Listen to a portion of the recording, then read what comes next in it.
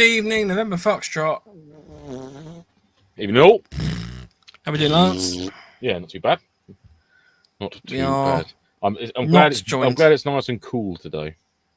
Oh, it's lovely, isn't it? It's almost Icelandic. Your device will restart outside of outside. No, don't do anything. Don't do anything. Don't restart. No. Oh no! Sorry, I thought you were reading a comment. Hi, Fresh Meat. Hi, Kenny. Hi, James. Hi, James. C and James McNeary. Hi, Rage. Evening. Apparently, you didn't get watches while you were doing your photo shot. 1.5 minutes late. Tut. So it turns out that YouTube actually kicks in slightly after we start. I found this out. So we do generally start at 8, and that's why we are sometimes a little bit confused as to why. Have you frozen? No, I'm here. My laptop's just going diddly-doo, diddly-doo, diddly-doo, right with notifications. I was just like, why can't you just do them all in one hit? And then I can clear all, and you can go away. Hi Ryan, hi Les, hi Ed, hi Danny, hi Harry, hi Matthew McCarthy. TV screen tonight. Go on, Harry. Nice. Yes. Full width of us tonight. Yes. Hello, living room. Harry, what's that over there? Yeah. What's that up there, Harry? Oh my God, the excuses, Mike. You should be a Formula One driver with those excuses. Oh, how hurtful. How hurtful. Try Facebook Rage and you'll be joining the same time as everyone else then. Yeah, exactly. This is one of the reasons why we can't run the competitions live anymore with like the well, we can. It's just the YouTubers will lose. Yeah, exactly. Oh, Les has got us on a 55-inch. I assume that's a television. God, Les. He knows how to party. He knows where it's at. 55 inches is the new 12 inches. Yeah, boy. Yeah, boy. Right, so we got loads to talk about tonight. I'm not going to lie. There's lots of exciting things we want to talk about. So should we kick off with Pew Pew News first? Have you got any exciting purchases? Negative. No, not this week. I've been we did get some news this week. Did we? Or what did we do at the weekend? Oh yeah, we did that. I wasn't sure if he was going to wait till Andy was back. Nah, we're talking about it tonight. Sorry, screw you, Andy. Yeah. Andy's not with us tonight, ladies and gentlemen, because he's inspecting some shafts, isn't he? Now you can interpret that as you want. That's what I'm going to say about it. I thought it was his wife's birthday, wasn't it? I thought he was inspecting. Oh no, sorry, that was what the kit was he was working on today, was for inspecting shafts. Maybe they're both inspecting shafts this eevening for birthday. Maybe that's his treat. Taking him out I genuinely thought. We're going to inspect some shafts.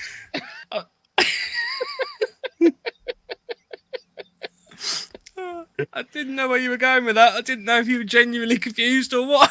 No. I know it's his wife's birthday, but then I thought the reason he wasn't here because he was working away. Hence, it's because he's hanging out with his wife on her birthday, which is rightly so. But apparently, he's busy inspecting shafts. So yes, well, he was earlier today. Whether he's still doing that or not, I don't know. Yeah. Oh dear. James C says now Facebook is utter shite to watch the stream on. I tried it once and wouldn't do it again. YouTube is the better platform to watch on, in my opinion. Nice. Right. Anyway, the weekend. What happened to the weekend?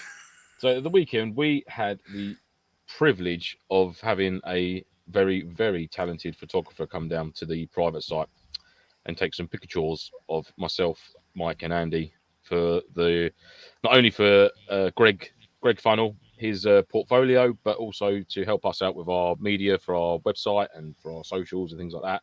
And it was a genuinely mind-blowingly good day and loads of fun and laughs. And I didn't expect what happened to happen.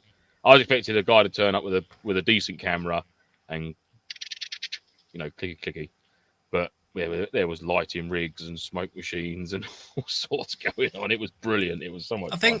I think it's safe to say we all went away feeling like we'd actually been on a proper MilSim. I was knackered. I was shattered by the end of that day. Proper. So it was so good. I really enjoyed it. It was brilliant. So we just started. We had the prints, if you like sent to us. So we just sort of eke them out and share them and get them uploaded to different places. So we can't thank Greg enough for all your efforts, mate. There'll be a variety of photos coming out in different places over the next few weeks. So you can find them on our Instagrams, our own private ones. The main one, November _Foxtrot _NoFo. I think they're on our Reddit page. They're on Facebook. They're all over the place. So, what was knackering about it? I said, my arm, because we were having to pose basically, which I'm not very good at. I've never posed before in my life, but having to pose in sort of certain positions, like for example where you're aiming or anything like that. I went away and my arms just ached. Yeah, for like 2 lower days back afterwards. where you're sort of trying to stay rigid and sort of hold, like you're literally like that. It's like, yeah, hold that, that's good. And I'm like, no, it's not good for my fucking back or arms, Greg. Yeah. Or just throwing it on a gritted tooth. Yeah, the other entertaining thing was we actually bumped into a fresh meat while he was over there. So he was out there with his kids Having a picnic. And us three in the tree line providing Overwatch. Until he walked back and went, oh, I can see you now. Yeah, it's good to see old Wayno over there. Yeah. So it was a really wicked weekend. So yeah, keep your eyes out. We'll have some photos up and about. So yeah, should be quite exciting. I love them. I love the pictures. They're absolutely fantastic. I never thought that there would be. Well, obviously I knew there were going to be like good pictures, like good quality in that. But what he achieved, it was interesting to see, like the inner workings of how somebody goes about creating a shot like that. Do you know what I mean? I actually was genuinely interested about. Like, I'd just stand there with like anybody, Joe Blogs on the street would go, "Yep, get your camera out, click. Oh, that looks good." But there was he took different elements into it, lighting, how the sun was moving around, and how this lighting was going to change in sort of like 5-6 minutes time, and setting up different bits and bobs. Oh, it was brilliant, really good to see. Very clever. I will just grab a couple because there's two in particular that I absolutely loved. Yes, that's right, Ed. He was him and Ben, who was his assistant, went to Imperium, the ground war, the following day. So yeah, he said he thoroughly enjoyed it. Bumped into you a few times, I think he said. He got shot him a couple of times as well, which was kind of you. Well, you can't not go airsoft and you'll get shot. So that was one of the photos. That was one of my favourites. Yeah. Just wicked. Banging. There was a lovely story behind that smoke grenade as well. I don't know if Andy, if everyone might have seen it now. The video of him just faffing about trying to get it to work. And then there was that one. I don't think anyone will have generally seen that photo yet. But that was just a cool shot. I did enjoy that one as well.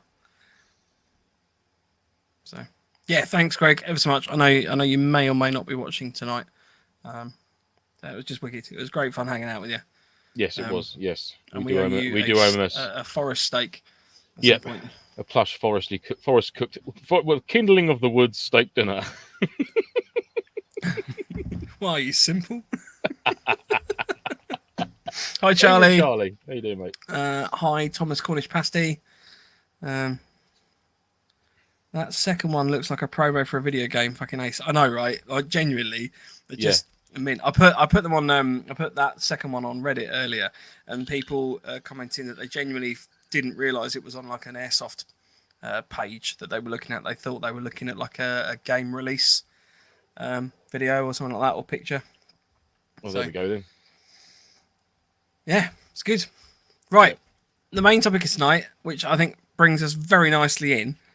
We had a question submitted to us, so we were kind of. We set up the idea of the podcast for tonight, what we want to talk about. We're obviously going to be talking about like MilSim storylines and the role play aspect. So, you know, the key difference between a MilSim style event and skirmishing is that ultimately you shoot guns or airsoft rifles in both. But the MilSim style part of it probably is fundamentally around the storyline and the role play. That's probably the key difference.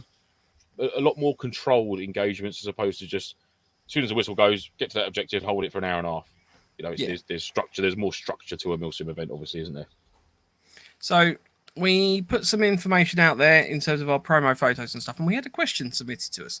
Now, I'm not going to put the person who put the question out there, just in case they don't want to be named, because I don't know. So I struggle to get into the role play of an event. I go to MilSims because I like the social aspect of them, but I can't seem to get into the whole playing a character thing. I think this is probably partly due to a fear of stolen valour. I myself have never served, and I feel a bit weird by pretending to be a soldier. Other soldiers might look at me and say, why not just sign up if that's how keen you are? I completely get that. I completely get that it's an event where this behaviour is encouraged. But on a personal note to Lance, the question of stolen valour is probably more present to me as I get so many comments like this online. And it does make me seem like an airsoft. It does make me see airsoft from an outsider, ignorant perspective. So there's a few things to unpack in that. So the first thing, Lance, do you want to just give, because we spoke about this previously.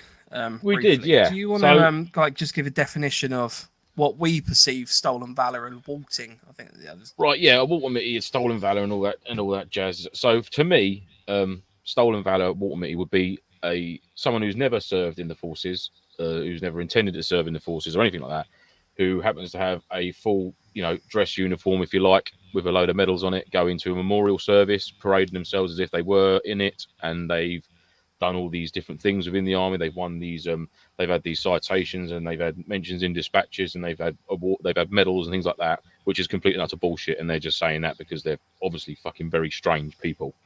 That is, to me, what stolen valor is. You're stealing the valor you're jumping on the shoulders of people who've sacrificed nearly the ultimate sacrifice to try and better yourself in a way, I suppose, by doing that, which is complete trash. You're just making yourself look like a fool. To me, that's what stolen valor or being a walt is someone pretending and actively going around almost like in a public place saying that I'm in the army, or I was in the army, I won all these awards, blah, blah, blah. That's what, to me, stolen valor.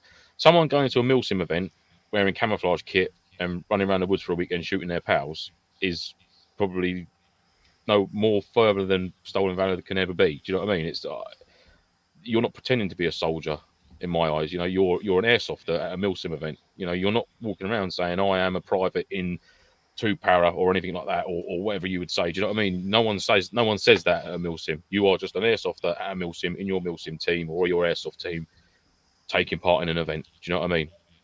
It'd be no different than someone being at a paintball game wearing camouflage overalls with their team in the woods shooting paintballs at each other. It's just a different type of doing that. Do you know what I mean? That's what my interpretation of it is. So, and I think with the role play part of that question,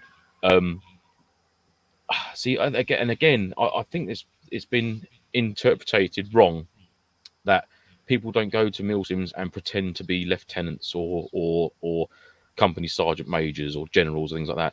I think the role play element of a MilSim is how you conduct yourself when you come under a contact or you get shot or you're dealing with a certain maybe an arrest scenario or a sort of interrogation scenario. That sort of thing is the role play to get into the immersion of it, to create.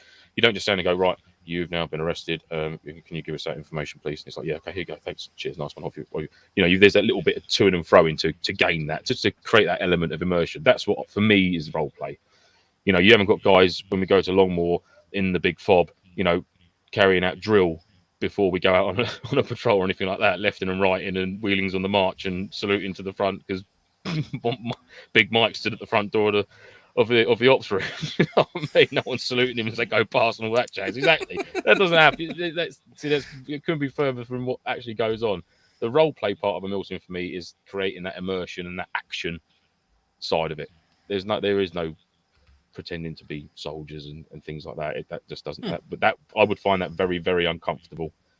Referring to people as private or we use the phrase 2IC because it's the second in command. Do you know what I mean? You're the team leader and that's the second in command. Do you know what I mean? There's no. I mean, I think you're not trying to create an army type esque environment. Do you know what I mean? It's not that at all. I mean, we discussed this last night, didn't we? And it's with any sport, you will have a captain. And I don't mean that as a rank. I just mean in terms of you've got someone that's basically heading up that team, because a team structure benefits from that role. You need someone to kind of keep an eye on the welfare of the people you're with. Sometimes, TLs have a lot of responsibility, both for trying to make sure that your little group gets the best out of that event. You obviously want to work together, and that's the whole point that you're going to these sorts of events. They're not necessarily to go along and just go rogue and start doing whatever you want. there is a risk of dehydration and things, and sometimes you do need someone who just takes it as on their responsibility. Go, all right, if you get kitted up, get squared away. It's a point of contact between you and then the organisers of the event. If you, I know there are some airsoft teams that maybe take it a little bit further than that, and they give themselves ranks and medals. I mean, we briefly touched on this last week, but it's not needed, and that's definitely not what most airsoft or MilSim sort of style events do. Yeah, exactly. Terry just said it's just a chain of command. Exactly. There has to be structure there. There's otherwise it would be like coining Mike's favoured phrase, herding cats. There needs to be that structure there, regardless of what you're doing. So yeah, with regards to stolen valor and walking and things like that, I don't think that comes into it. That is, you couldn't be further away from what that actually is. Lance gave me a medal. I did give him a medal. Yes, Dave Stratton made Terry a medal. What did Terry? I can't remember what Terry done now. He done something ridiculous, and I presented him with a medal. Danny actually, Croydon Hammond actually gave us regaled the story in his timely fashion that only Danny can do, which no one understood, which made it even better. Really, so to this day, still nobody knows what Terry actually done because Danny told us all about it. Yeah, it is he's an excitable manner that he has. But yeah, love him. Yeah, I mean, it's again, we were sort of trying to sort of debate this before we brought it onto the show, just briefly, because it's something that needs to be addressed, isn't it? And it's tricky as well because I mean, when we were discussing it, there is a risk that we are because we're not unbiased. No, we're sitting on one side of the fence, and we're trying to sort of, I guess, almost justify our position a little bit. Because there are people on the other side of the fence that are just throwing blasé statements out there. I've met a couple serving soldiers who you discuss airsoft with, and I went to a shop in America, like a surplus shop over there, and I said I was an airsofter, and it was like I'd said I just shit myself, because they see the problem in America is there's a much bigger problem in my mind. I mean, I might be wrong, with stolen valor. You get a lot of the water mitty hunting and that going on over there. You see a lot of sort of videos on YouTube and stuff. Now, whether it's just that there's a lot more benefits, I guess, for being a veteran over there. There's a little bit more national pride towards serving soldiers and ex-serving soldiers, whereas over here there probably isn't quite as much, to be fair. I have that video of Lance with his trousers down. Not down. Oh, giving it to him. And I'd like to add on to that a medal, not just giving it. I'm not just giving it to Terry with my trousers down. I'm giving him a medal, which was made out of cardboard, which is very tongue in cheek. Terry was whatever. Yeah. Oh yeah, Kenny says that's because in the States you can get a shop discount, etc. And that's the thing. I think it's a much bigger thing over there. But as soon as weirdly, when I was in this surplus shop, as soon as I said, "Oh yeah, we also do like DEA style events where we hunt like Mexican cartels," I don't know if it might be the type of people I was talking to, but they were like, "Yeah, let's get them." Yeah. Hop in the back of the pickup. I know a place you can go. But it is a challenging one, and I think ultimately. It's not quite as big a problem as a lot of people that claim it is think it is, if that makes sense. Yeah. In a weird and roundabout way. I'll just go in a few comments because there's loads of people chipping in with their opinion, and we really appreciate it. Shut up, squirts. Octo8 says it's no different than an actor appearing in a movie and playing the role of a soldier. It's acting. I completely agree with that. Yeah, we actually used that analogy last night when we was talking, Mike, didn't we? Bit of pillow talk, that is. Bit of pillow talk, exactly. Rage says, "I wish I was a water mitty. My body definitely wouldn't hate me as much." Fair play, mate. Ed said, "It's okay. I don't mind saying it was me that asked the question." It was Ed.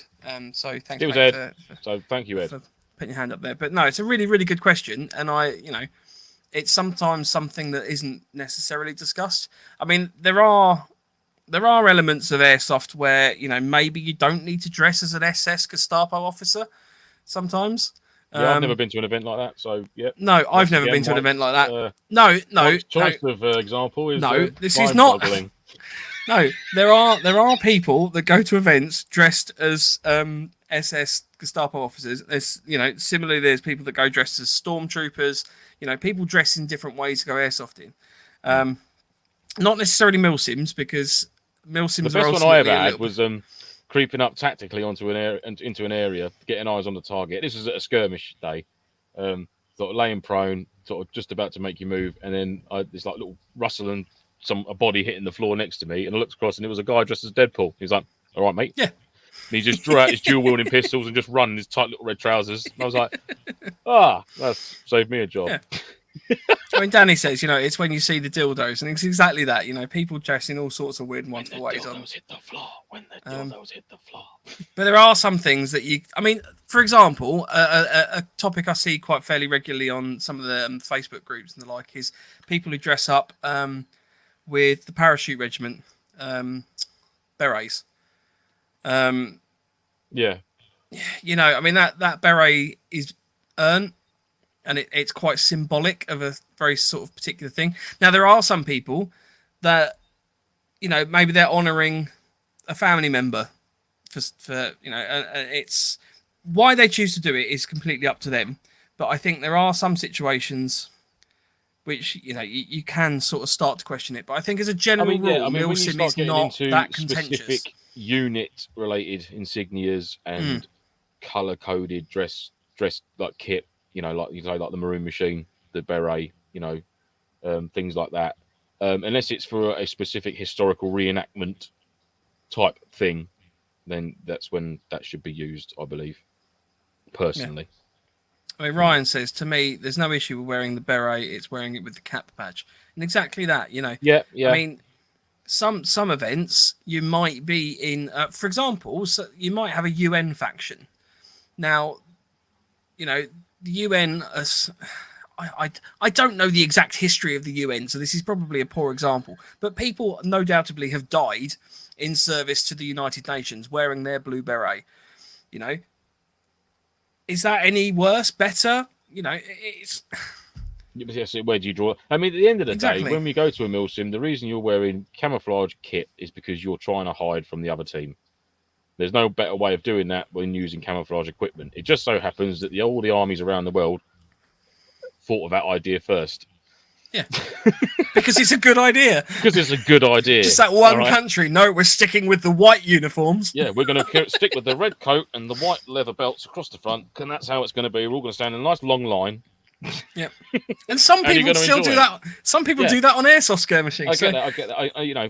But that's essentially the crux of it. Is you need to use that sort of kit for that. You're going to be out on the ground for a couple of days. You need to be carrying your house in your bag and your back. So, wonder what better sort of kit to do that. Who does that already? That we could sort of use that kit as well to do the same sort of thing.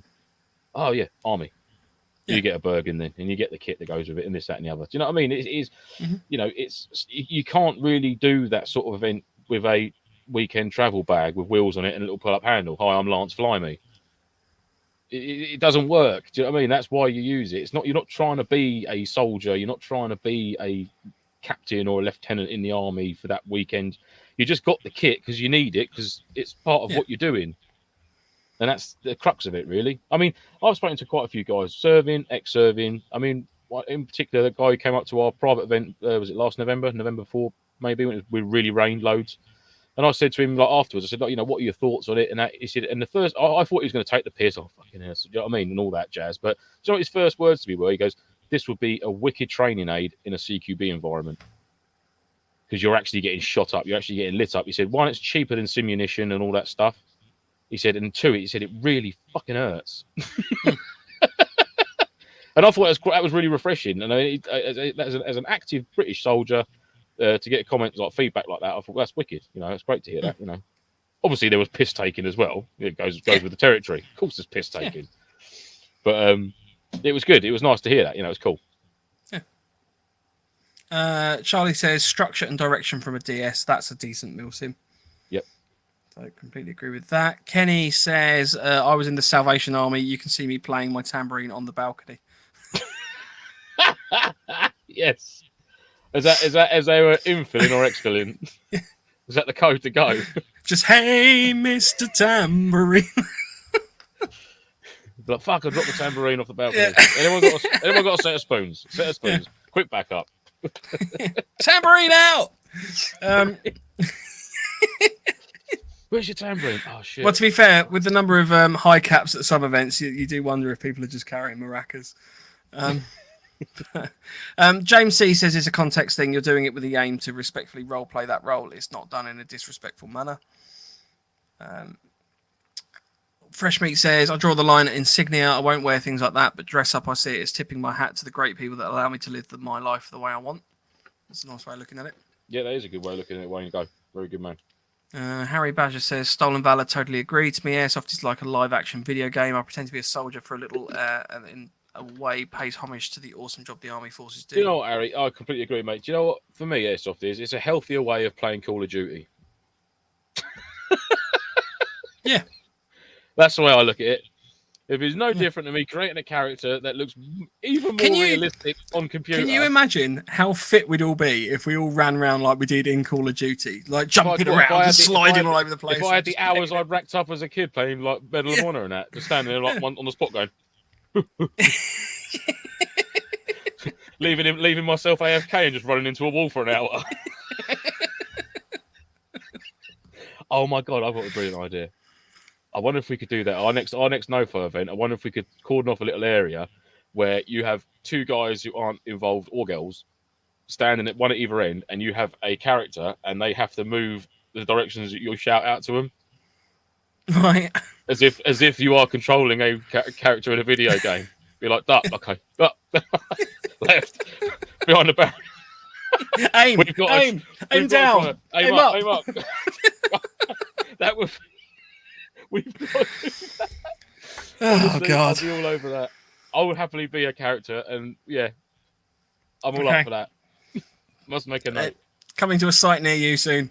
Aim right a bit, then you turn the sensitivity up on the mouse. Whoa! John says, I always wonder whether I should refer to you boys as Zero or Alpha on comms as opposed to just Lance or Mike. I usually get Lance. Lance. And I could thank Simon Topsy for that. And most people don't contact me on the comms anyway, so no one wants to talk to me. Hi there, this is Mike. Hello. Ratty says, can you make them teabag on the computer game? Idea. That'd be brilliant. Teabag. We used to teabag when someone was dead.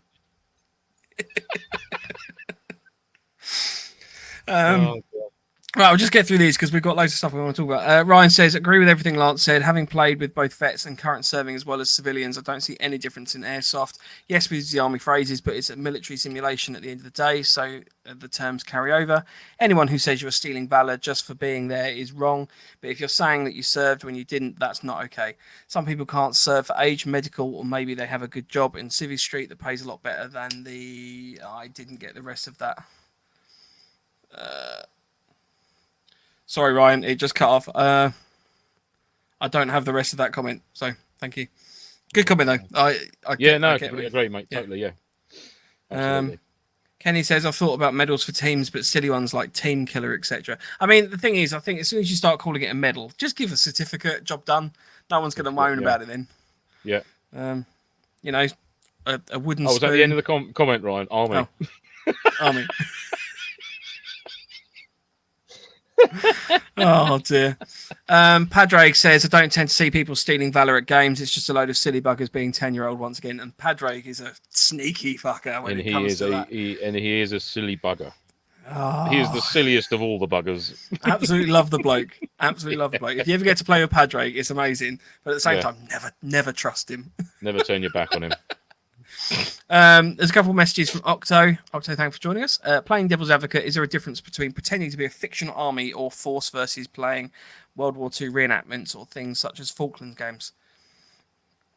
Is there a difference between pretending to be a fictional army or force be playing reenactments? I think personally for me, it's to do with the respect aspect. So, for yes, example, I will never go to an event where the event is effectively Blue 4 versus the Taliban. You know, they are a common event. They do happen fairly regularly. I won't be shouting anything that's in any way, in my mind, racist.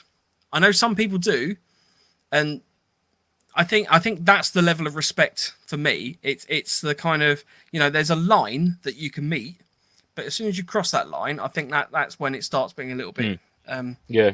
Again, it wrong harks back to in like my doing the mind. Blue 4 versus Taliban. I mean, how many games are online now? You're playing a NATO force against terrorists and things like that. There's a majority of the last 10 years worth of games have had that element to it. Yeah. So doing it in an airsoft environment, is it any different than a game manufacturer coining it in considerably more due to that conflict than a 2-day MilSim somewhere in the UK? I think not.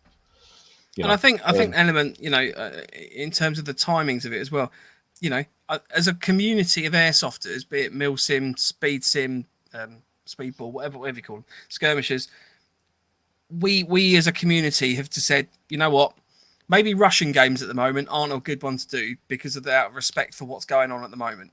There's a couple airsoft sites that have gone rogue and been massively put in their place for it. And I think that to me is a really good sign of the community. We are an element of respect. That there's an element of respect going on for doing that.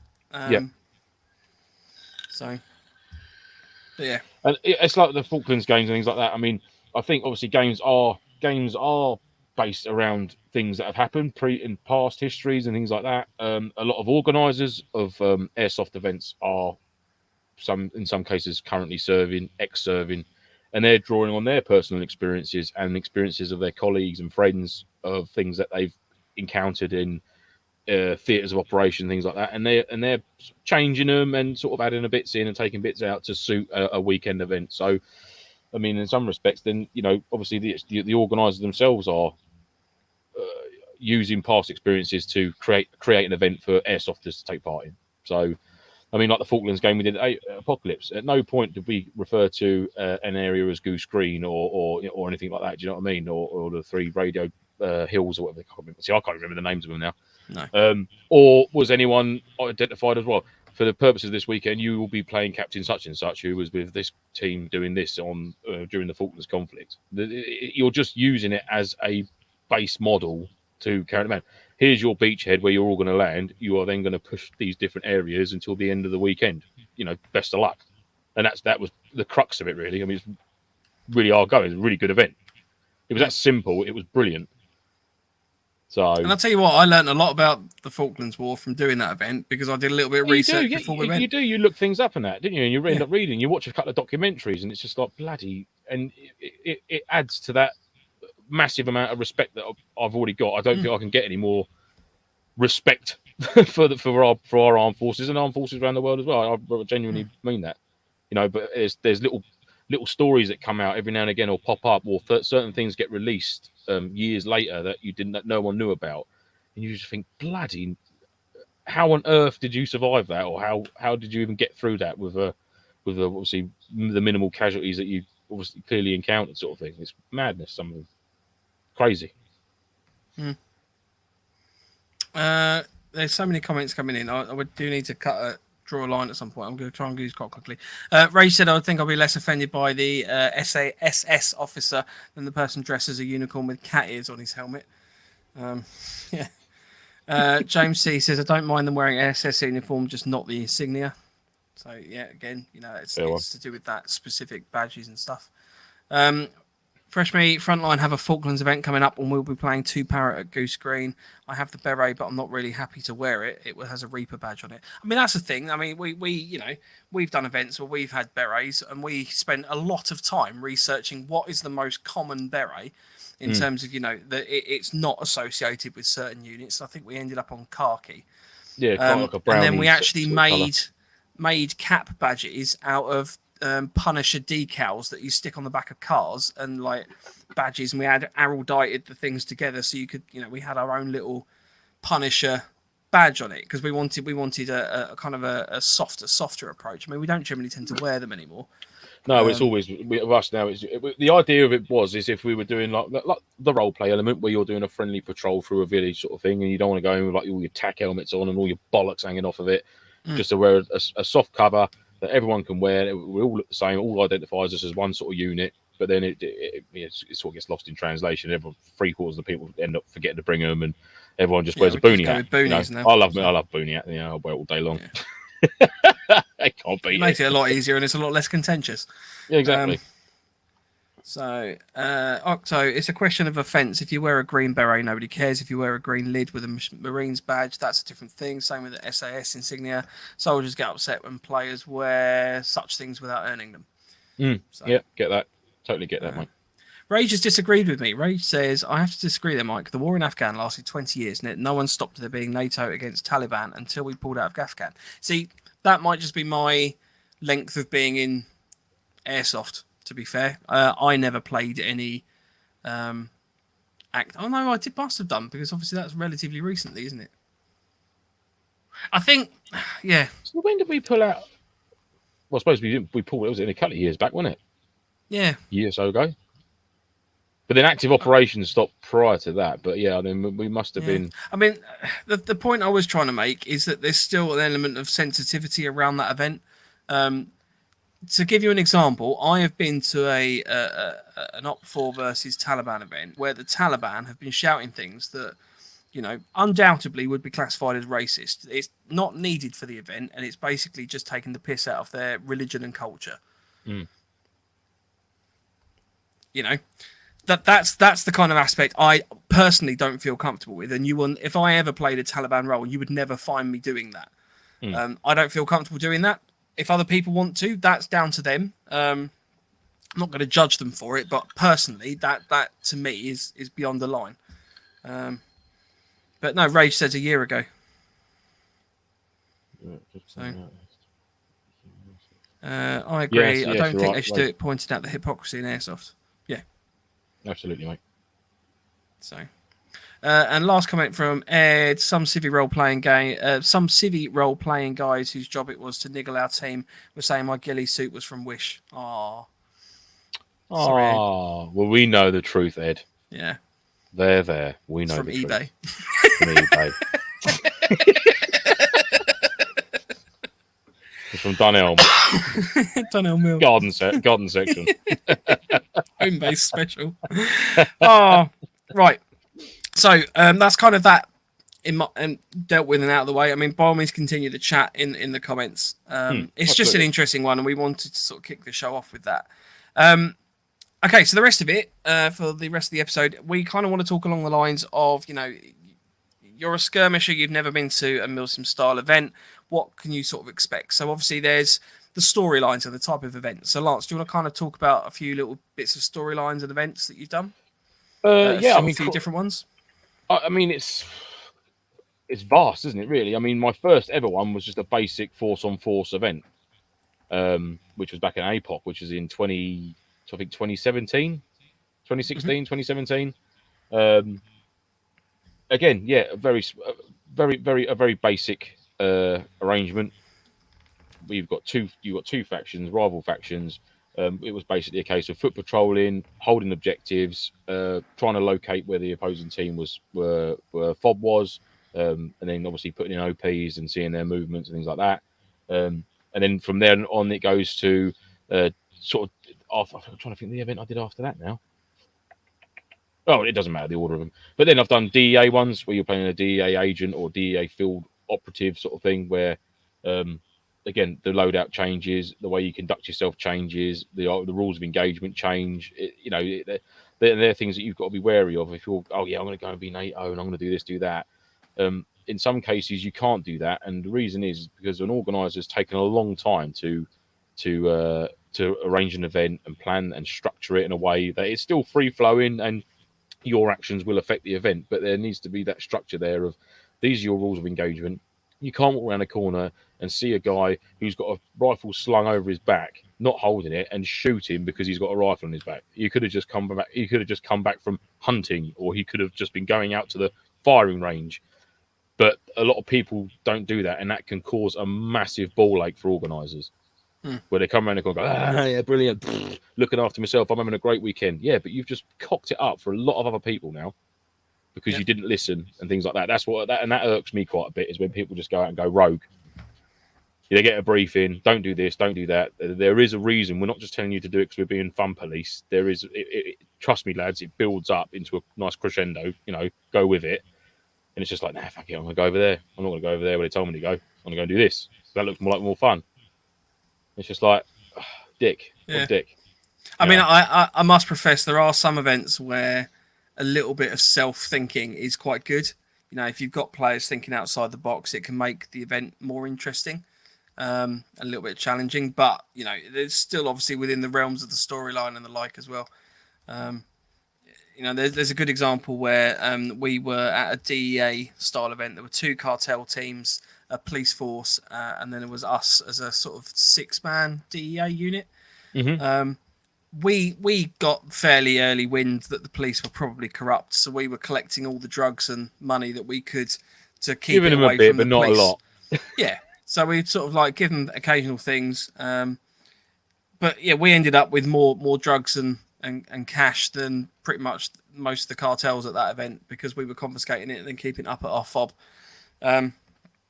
Which, okay, yeah, it probably wasn't within the confines of the storyline. We were meant to be giving it all to the police so that they could then hand it over to the cartels and bribery and the like that was going on. But, you know, it was, in my mind, that was quite a good event because we got to think outside the box a little bit. You know, we were having to do, right, if we're sneaky and we go here, you know, it just doesn't mean that we have to fully play in the realms of that. So... Sorry, I was just reading your message.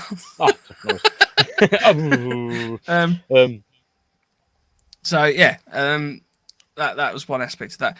Should we jump? So there's obviously different styles of events and the like. Should we talk about in terms of different loadouts and the like, and different factions and things like that? Because obviously we talk a lot about the NATO style kind of approach. There's obviously cartels, Op4. You know, I mean, Op4 isn't necessarily just a civilian loadout. You get sort of like rebel side of things, and Defiant made a really good point once that ultimately Op4 are not just there for NATO to shoot at.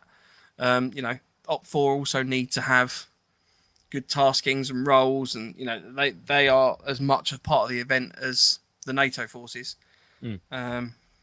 And again, that harks back to it's choosing that right event for you and for what you're comfortable with doing. Obviously, if it's gonna be your first MilSim, then you are going to be experienced because it's your first MilSim, funny enough.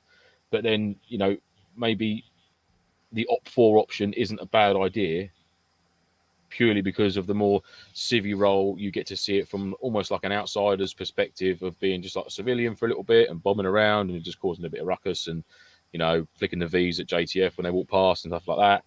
And then obviously you get to change out. You get to play. It's almost going to one event but playing 2 roles. You get to do that little civvy pop bit, but then you get to do the Op4 bit. Where you get your Gucci kit on and go out and do your missions and stuff like that. And then obviously the loadout, it can be less costly than a task force loadout in my eyes. You know, you can essentially keep your sort of civvies base layers on, chuck a little chest rig on, grab your AK, and then you're good to go. You know what I mean? For an Op4, unless it's a force on force and you have to specifically have a camo loadout. There's always an option there. A cartel event where you can just literally again wear your civvies and a little. A lot of people seem to go down a Hawaiian shirt route. Now, why they do that is beyond me, but that's in their soft world. All cartels wear Hawaiian shirts and straw hats, and that is it. There is no other line. This Maybe is the occasional bandana. There could be a cheeky bandana, but there's Hawaiian shirts and straw hats. Yeah, you know. I'm yet to see anyone go shirtless and then just have like fake tats and stuff like that. Fake tats, or just a string vest with stains all over it, and like a cut off pair of jean shorts and like half a flip flop. Yeah. Really, just pulling out. It's always Hawaiian shirts. Yeah. That's it. Yeah, brand new Hawaiian shirts. Still got the creases in the sleeves. Yep. Ready for the weekend, boys. Busy, as Ray says, looking for owls. Yeah, absolutely, yes, they are keen. I never knew that. Yeah, I've always missed that in the documentary of Cartel when I watched it. Always keen owl watchers, you know, Cartel guys. There's a couple comments. Ratty says, I really like the idea of MilSim, but I worry I don't understand a lot of the military routines and roles, so would ruin the immersion for others. To be honest, Ratty, if you were just left on your own, I think that would be a really rubbish event. Most events will put you with either a group of guys that know what they're doing, or you know, you might know a couple people there. so you can, all the join events up with I've them. been to, Ratty, if you was to email them and say, look, this is my first time coming to a MilSim, regardless of it being your company's MilSim, this is my first ever MilSim. I think I'm prepped kit wise and that, but obviously I'm not au fait with some of the terminology and sort of like what you sort of do and how you conduct yourselves out in the field, and they will completely put you with a team of guys that have done it a few times, and you'll be more than looked after. Absolutely. Nick Heathman, hello from Missouri. First time able to watch your live stream. Hi, Nick. Oh, welcome along, Thanks for Nick, joining mate. us. From across the pond, sir. Yeah. Good Get your stuff. canteen. Get your canteen out and bloody drink water and go on canteens. recons. It's a water bottle, Nick. Don't go down the road of agreeing with Mike about canteens. It's a water bottle. Ryan says, Mike, South Coast did a DEA versus cartel where a guy went shirtless and put Mexican tattoos on the Sharpie. That's what I want to see. I want to see that. Yeah. That is my guy. That's what we want to see. That should be a standard loadout. We are going to have. Nick, what time is it out there in Missouri, mate? If you don't mind sharing, I suppose I could just Google that, but I can't be asked. Just being lazy.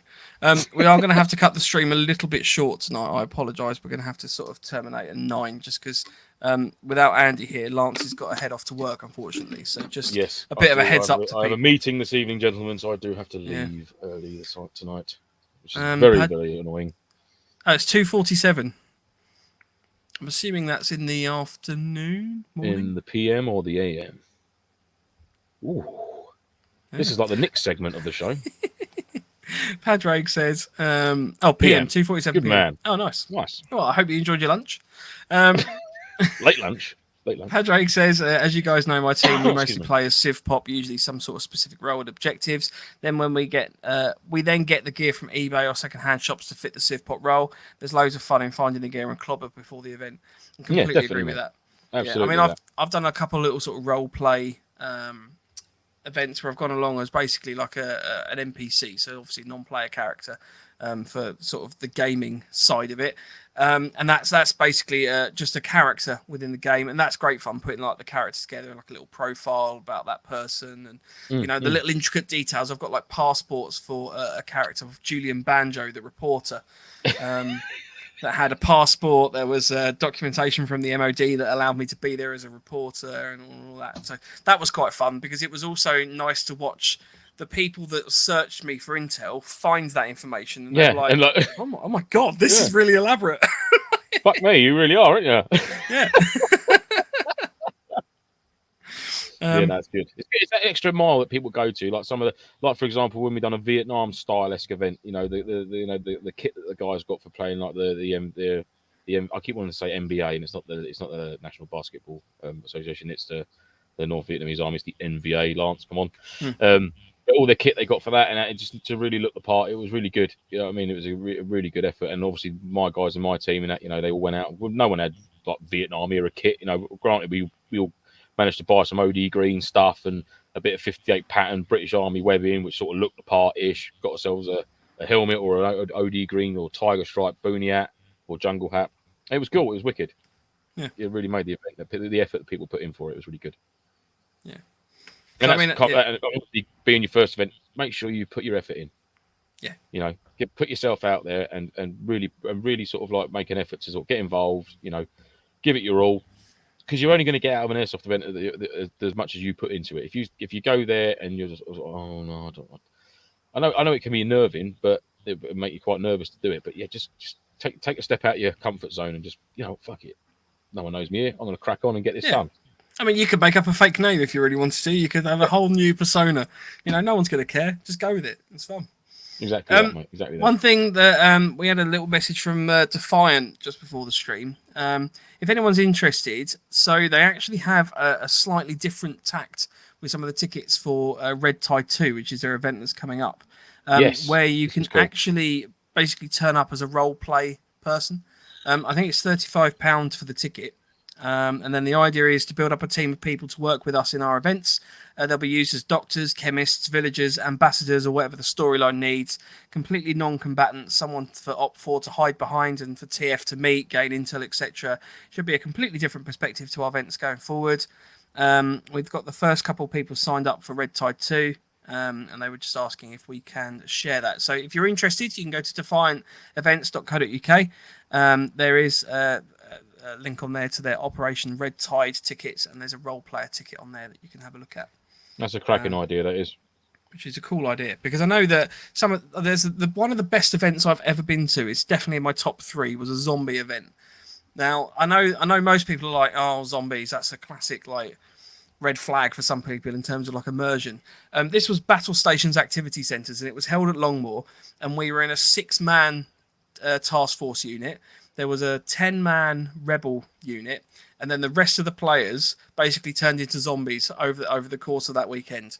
And that was terrifying, because they kitted all up with padded stuff, and then trying to search through buildings in Longmoor with zombies screaming at you. Yeah, I can imagine that being quite terrifying. Which was quite scary. So, you know, the whole role play aspect to an event, you know, it really does make a massive element of MilSim, and just that kind of immersion aspect, really. Well, it's all them different avenues you can go down when it comes to MilSim or weekend events or combat missions, however you want to refer to an airsoft weekend away. You know, there's loads that you can choose from. You can go balls to the wall and try and find like a hard routine one. If it's out there, let me know. Or you can go quite light, or you can go sort of a intermediate one. I mean, we always hark back to it, but the gunman film sims where you do like the 1-day battle sim, if you like, and then you have you all come off the field in the evening for a social barbie, a few beers, get your head down properly, wake up fresh faced in the morning for the Sunday, and then on your toes to go home. Yeah, that's quite a good way of getting into it, because you haven't necessarily got to have all like the tactical camping kit or camouflage bags and this, that, and the other. You can get away with using your civvy kit and a cot bed and a sleeping bag, or sleep in your motor. You can do it. You know, it's an easier way of experiencing that longer game out in the field without having to get all like the bashers and the roll mats and all the other gubbins that go with it. You know, that's another great option there for a first time MilSim. Loads of options out there. Look on our website. There's loads of details on it. Yeah. Edward says, one question, Lance, have you thought about going to NAF? I have. But unfortunately, it's always my wife's birthday at the end of August, so I am screwed. Yeah. It's mine as well, but skip that and be a man about it. Whatever. I tried. I won't be attending this year. Ed, I'll be there this year. So definitely meet up and we'll have a little brewski each. Lance, I'm very conscious you're about to dive off. I am. One quick thing. We will probably come back to this as a topic, because I think there's more to be delved into in this. I must admit, because this was my topic this week to sort of plan, and I really struggled with how we were going to go about it. Didn't I, Mike? You did. I did struggle. But having now, because it's always the same. Once you get into it, it's sort of like, no, it's so I think there's more avenues we can explore with this one. Which is always good. So, what I'm going to do, because I'm conscious that Lance, if you want to say goodbye now, and then you can leave when you want to. So, bye, Lance. Oh. Well, I was just going to go through a couple comments and stuff. Wanted. No, you are wanted. You're definitely wanted. Bye, everybody. Bye. So there's a couple of things. Anvil says, best fun I've had in Airsoft is crewing at Gunman film sims. I mean, Gunman's just brilliant for their immersion in terms of the storyline. You know, huge. Some huge of the things of the storyline are just storylines with you know, it's just on mad. Ugh. Yeah. Especially Vern. Vern always brings a strong character set to the event. Jade, sort of one of the sort of long-term listeners, she's been a few times. And his lordship, the Josh, gets out in the field now and again. Yeah. Throwing it about the place like it's going out of fashion. Ed, you just denied me 4 minutes of last. No, he can stay. It's just I didn't want to, just in case he had to go. Just in case you had to go. That was it. I do genuinely have to leave now. So I'm going to leave you all in the incapable hands of Mike. Yep. No, I'm just going to wrap up the show at this point anyway. For that, I apologise. So, right, everyone, I'll be back full force next week for more nonsense. Nice. I fear we'll see you later. Bollocks tonight. Bollocks are severely lacking. Right, I'm off. See ya. Take care, everyone. Ray said in response to Ratty, the only thing to remember, Ratty, is that when someone shouts stand to, don't, as they've just seen a squirrel. So that's obviously harking back to our stag episode. Ratty said, I'd love to take part in a Red Dawn style scenario. That'd be cool. Definitely like for those that haven't seen Red Dawn, it's kind of a civilian response to a foreign invasion. So that'd be pretty cool. Wolverines, exactly. So yeah, we'll probably wrap this episode up now. I think we will come back to it because it's definitely a lot of interesting things to discuss. If anyone's interested in the Defiant tickets, say head over to Defiant's website. If you get stuck, give us a shout and I can always help steer you if you need to. Just a reminder of the competitions. We've obviously got the Build Your Own Plate Carrier. We've obviously got the Build Your Own Plate Carrier competition going on at the moment. There's a prize for that. The raffle, we've had quite a slow uptake on tickets for the raffle. We've actually had another 7 prizes added to the raffle pot this week. We have 6 pairs of Edge iPro that have been donated by Country Sports Wholesale, along with a Vortex Crossfire. I think it's a Crossfire Red Dot as well.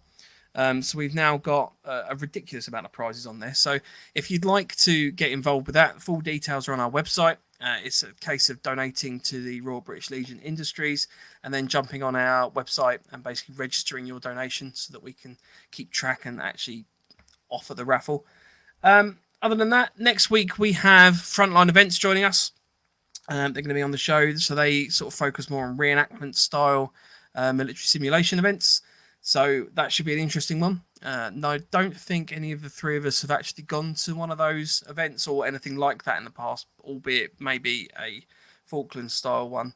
I know Andy used to do some reenactment type bits and pieces, so that should be an interesting one to watch.